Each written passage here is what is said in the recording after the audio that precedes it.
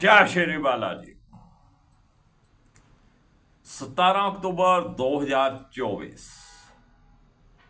सुबह 7:42 पर सूर्यदेव तुला राशि में प्रवेश कर जाएंगे और तुला राशि सूर्य की नीच राशि है। सूर्य एक महीना नीच राशि में रहने वाले हैं। मंगल की दृष्टि रहने वाली है और बुध के साथ जुति करेंगे। नीच राशि के सूर्य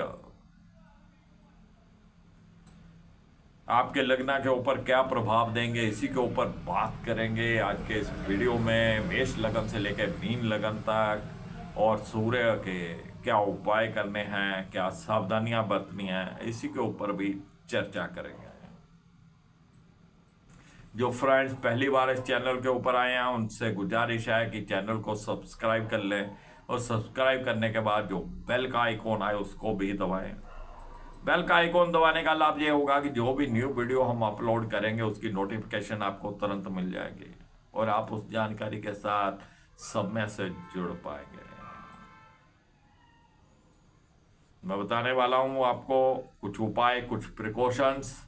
सूर्य नीच राशि तुला में बने रहेगा मेरे साथ वीडियो के अंत तक।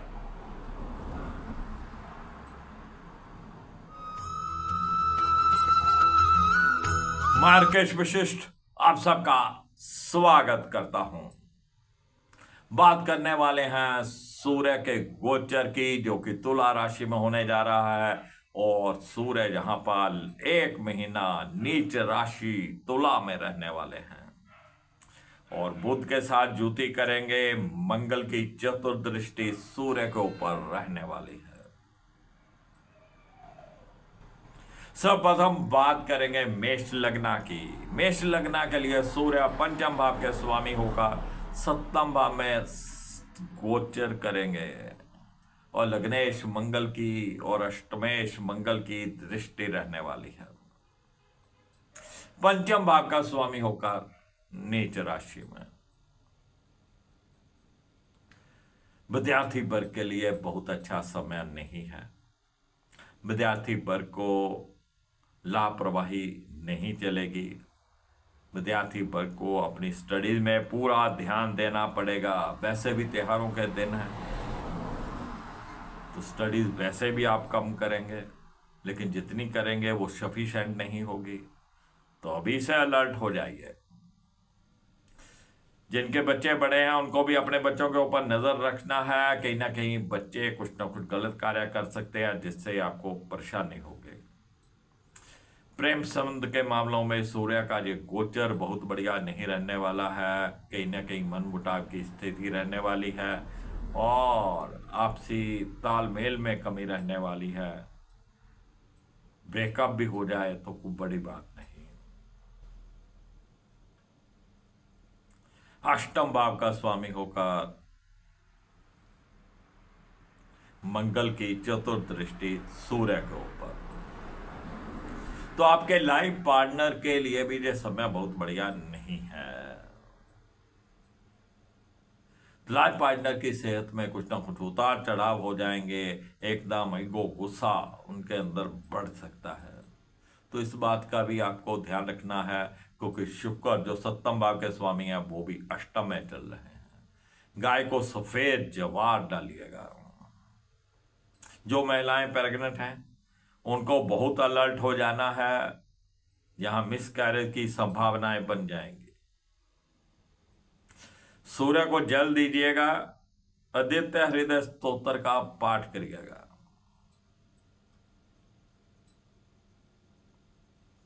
चलिए बात करते हैं वृषभ लग्न की। वृषभ लग्न के लिए सूर्य चतुर्भाव के स्वामी होते हैं और छठे भाव में गोचर करेंगे। माता श्री की सेहत में उतार चढ़ाव, भूमि भवन वाहन से हानि की संभावनाएं। अपने व्हीकल को सर्विस करवा के रखिए, कहीं ना कहीं वो परेशानी देगा। कोई डिस्प्यूट खड़ा हो सकता है, इससे बचना है। आप अपने घर परिवार को पूर्ण समय नहीं दे पाएंगे। कोई घर लेना चाहते थे, कोई प्लॉट लेना चाहते थे, कोई वाहन खरीदना चाहते थे, तो बहुत सोच समझ के करिएगा। हो सके तो इस प्रोग्राम को टाल दीजिए, कोई गलत चीज आपको मिल जाएगी, फिर आपको परेशानी होगी। चलिए बात करते हैं मिथुन लग्न की। मिथुन लग्न के लिए बुध तृतीय भाव के स्वामी होते हैं और पंचम भाव में गोचर करेंगे। तृतीय भाव का स्वामी पंचम भाव में, एक तो विद्यार्थी वर्ग के लिए जो समय उत्तम नहीं है, उनको अपनी पढ़ाई लिखाई में ध्यान देना है। प्रेमी प्रेमिकाओं के लिए भी इस संबंध विच्छेद का समय है। जिनके बच्चे बड़े हैं उनके लिए भी समय जो अच्छा नहीं है, थोड़ा उनको अपने बच्चों के ऊपर नजर रखना है। लेकिन तृतीय भाव का स्वामी होगा नीच का। छोटे भाई बहनों के साथ भी संबंध बहुत अच्छे नहीं रहने वाले, उनका सहयोग आपको पूर्ण नहीं मिलने वाला, उनसे मनमुटाव से बचिएगा। अपने दोस्तों मित्रों और सिर्फ पड़ोसियों के साथ भी कुछ तालमेल आपका बहुत बढ़िया नहीं रहने वाला। कोई भी आप ईमेल करते समय, कोई भी आप पोस्ट डालते समय, कोई भी आप को कमेंट करते समय, चिट्ठी पत्र का जमाना रहा नहीं, इसलिए सोशल मीडिया की बात कर रहा हूँ। ध्यान रखिएगा, कुछ ना कुछ ऐसा मत लिख दीजिए जिससे कोई ना कोई बखेड़ा खड़ा हो जाए। चलिए बात करते हैं कर्क लग्न की। कर्क लग्न के लिए सूर्यदेव द्वितीय भाव के स्वामी रहेंगे और चतुर्भाव में गोचर करेंगे। द्वितीय भाव का स्वामी चतुर्भाव में। द्वितीय भाव हमारे परिवार का, हमारे सेविंग का, हमारी बोलबानी का। तो कहीं ना कहीं आपकी बोलबानी खराब हो सकती है। वाणी कारक बुध भी वही है और उसके ऊपर मंगल की दृष्टि है। कहीं ना कहीं आपकी वाणी में रूखापन, अग्रेसिवपन आ सकता है, जिससे घर परिवार का माहौल खराब हो जाएगा। द्वितीय भाव भी हमारे परिवार का है, उसका स्वामी नीच हो गया है और परिवार के ही घर में बैठा है। तो ग्रह क्लेश की स्थिति जहाँ पे हो सकती है, थोड़ा आपको ध्यान रखना है। माता श्री की सेहत में उतार चढ़ाव हो सकते हैं और कोई भी भूमि भवन वाहन खरीदते समय अलर्ट रहिएगा। हो सके तो इस प्रोग्राम को टाल दीजिए। चलिए बात करते हैं सिंह लग्न की। सिंह लग्न के लिए सूर्यदेव लगन के स्वामी होते हैं और तृतीय भाव में गोचर करेंगे। बहुत पराक्रम दिखाने की जरूरत है। तृतीय भाव में जो पापी ग्रह होते हैं वो अच्छा परिणाम देते हैं। आपको अपनी सेहत का भी ध्यान रखना है, मेहनत भी आप खूब करोगे। छोटे भाई बहनों के साथ संबंध बहुत बढ़िया नहीं रह सकते। आप पूरा प्रयास करेंगे कि संबंध अच्छे रहें। उनके अंदर ही कहीं ना कहीं कोई ईगो, कुछ ना कुछ इस तरीके की भावनाएं आ जाएंगी कि आपको पूर्ण सहयोग नहीं मिलने वाला। सूर्य को जल दीजिएगा, देते हृदय स्तोत्र का पाठ करिएगा। एक सूर्य का कोई चिन्ह दीवार के ऊपर लगा लीजिए, पूजा घर में रख लीजिए, रोज उसको तिलक करिए, आदित्य हृदय स्तोत्र का पाठ करिए, सूर्य को जल दीजिए। मान सम्मान की कमी हो सकती है, उसका भी आपको ध्यान रखना है। चलिए बात करते हैं कन्या लगन की। कन्या लगन के लिए सूर्यदेव द्वादश भाव के स्वामी होंगे और द्वितीय भाव में गोचर करेंगे। द्वादश भाव का स्वामी द्वितीय भाव में। घर परिवार में ग्रह क्लेश की स्थिति, कुछ ना कुछ उल्ट पुल्ट यहाँ पे होने वाला है, तो आपको थोड़ा सावधान रहना है। आपके परिवार के ऊपर कुछ खर्चे भी हो सकते हैं। धन हानि की भी जहाँ पे संभावनाएं बनी हुई हैं। किसी को उधार मत दे दीजिएगा, जो पहले उधार दिया हुआ है वो भी लेट हो सकता है। सेविंग जहाँ पे नहीं होने वाली है, तो जिस समय बहुत अच्छा नहीं है। आपकी वाणी में भी कुछ ना कुछ अग्रेसिव हो सकती है, रूखी हो सकती है, जिस कारण घर परिवार में क्लेश की स्थिति उत्पन्न हो सकती है। आंख की समस्या भी आपको हो सकती है, आपकी नजर में कुछ ना कुछ दिक्कत हो सकती है, उसका भी आपको ध्यान रखना है। चलिए बात करते हैं तुला लग्ना की। तो तुला लग्ना के लिए सूर्य देव एकादश भाव के स्वामी होते हैं और लगन में गोचर करेंगे। एकादश भाव हमारे बड़े भाई बहनों का, हमारी इच्छा पूर्ति का, हमारे आय के साधनों का। तो आय के साधनों में जहां पे आप बहुत मेहनत करेंगे उसके लिए, लेकिन उतनी आय आप प्राप्त नहीं कर पाएंगे, उसमें कहीं ना कहीं कुछ रुकावटें चल रही हैं। जो जॉब के क्षेत्र में है उनको बहुत अलर्ट रहना है। जहाँ पे आय कम होने की या आय से हानि होने की संभावना है। अगर आप अपनी जॉब में पंक्चुअल नहीं रहते हैं, अपना कार्य अच्छे से नहीं करते हैं, तो आपको जयराम जी की भी बोला जा सकता है। जो व्यापार में हैं उनको अधिक लाभ के चक्कर में किसी को गलत पार्टी को उधार दे देने से हानि होने की संभावना है। तो बड़े भाई बहनों का सहयोग जहां पे पूर्ण नहीं मिलने वाला है, लेकिन आप प्रयास करेंगे कि कुछ उनके साथ तालमेल अच्छा रहे, तो आपको यही प्रयास करना है। आपके बॉडी के अंदर एक नई आभा, नई ऊर्जा जहां पे पैदा होगी, जो कहीं ना कहीं अहंकार की तरफ भी ले जा सकती है। बिना बात का रोब झाड़ने की भी आदत हो सकती है। तो इन चीजों से आपको बचना है। चलिए बात करते हैं वृश्चिक लग्न की। तो वृश्चिक लग्न के लिए सूर्य देव दसम भाव के स्वामी होते हैं और द्वादश भाव में गोचर करेंगे। दसम भाव हमारे कर्मा का, हमारे व्यापार का, जॉब का। तो आपको अलर्ट रहना है, पंक्चुअल रहना है, अपना कार्य समय से करना है। जो मल्टीनेशनल कंपनी में कार्य करते हैं, जो इंपोर्टेड वस्तुओं का कार्य करते हैं, उनके लिए समय बढ़िया रह सकता है, मध्यम रह सकता है। विदेश यात्रा भी जहां पे होने की संभावना है, या आपको आउट ऑफ सिटी जाने की भी संभावना है, लेकिन उसमें कुछ ना कुछ परेशानियों का आपको सामना करना पड़ेगा।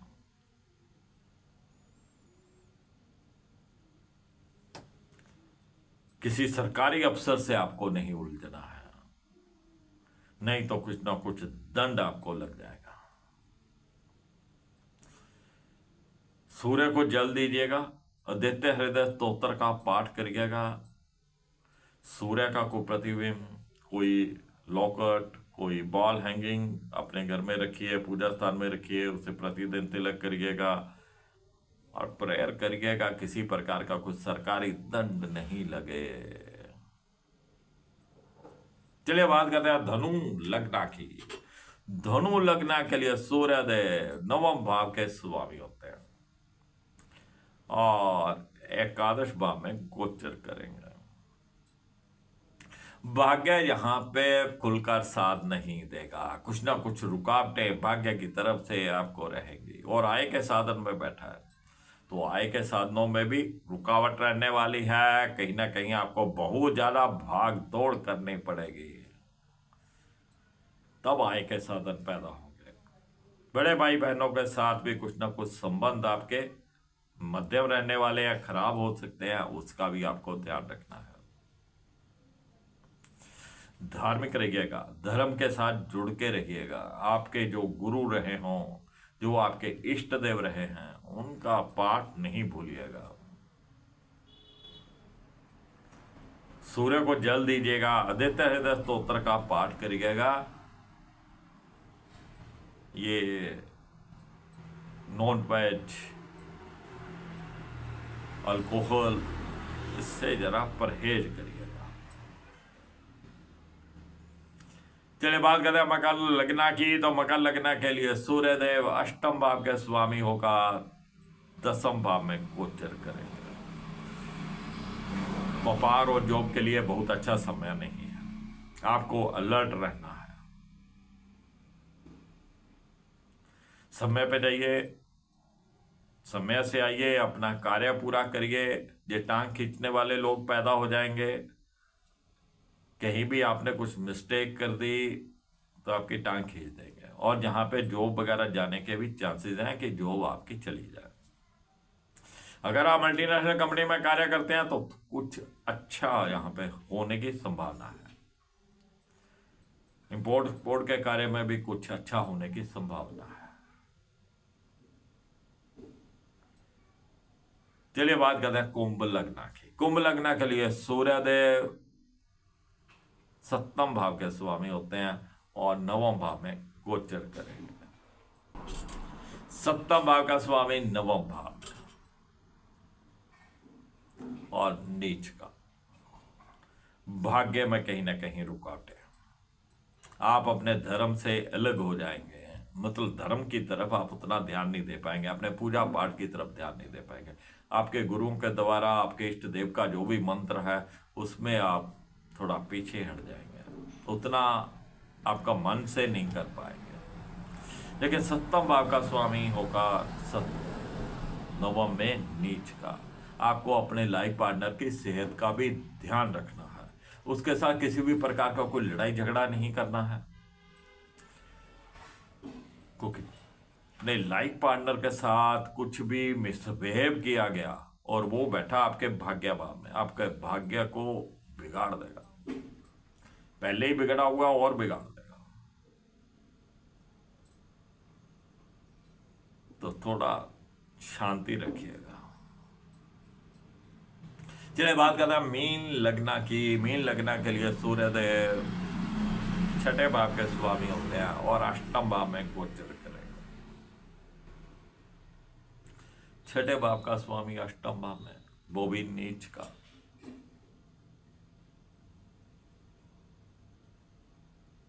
बहुत अच्छा समय नहीं है। मंगल की दृष्टि है और सूर्य भी आग है, मंगल भी आग है। दिवाली के दिन है तो थोड़ा जो आपको बम फोड़ने हैं, पटाखे फोड़ने हैं, थोड़ा अलर्ट रहिएगा। हानि होने की संभावना है, आग लग सकती है, हाथ में बम फूट सकता है, आपके पास फूट सकता है, तो उससे आपको थोड़ा बचना है। ये मंगल की दृष्टि सूर्य के ऊपर और फिर जिस भाव में आपके ये सूर्य चल रहे हैं वहां पर विस्फोट और चोट लगने की संभावना है, कुछ ना कुछ हानि होने की संभावना है।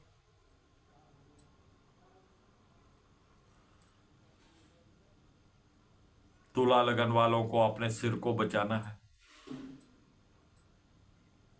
कन्या लगन वालों को अपने फेस को बचाना है। थोड़ा ध्यान रखिएगा। जिनको हमने सूर्य को जल देना नहीं बताया है वो सिर्फ सूर्य को नमस्कार कर दे और बोल दे कि अपना शुभ प्रभाव रखिएगा, कुछ हम पे कृपा रखिएगा। मान सम्मान और यश की प्राप्ति सूर्य देव ही करवाते हैं। सरकारी दंड से भी सूर्य देव बचाते हैं। तो फ्रेंड्स, ये था सूर्य का गोचर जो कि नीच राशि में 1 महीना रहने वाला है। थोड़ा अलर्ट रहिएगा। कार्तिक का महीना रहता है तो कार्तिक के महीने में जो बच्चे पैदा होते हैं उनको कार्तिक की पूजा भी लगती है। चलिए मैं फिर मिलूंगा आपको एक नई जानकारी के साथ। तब तक राकेश विशिष्ट को इजाजत दीजिए। जय श्री बालाजी।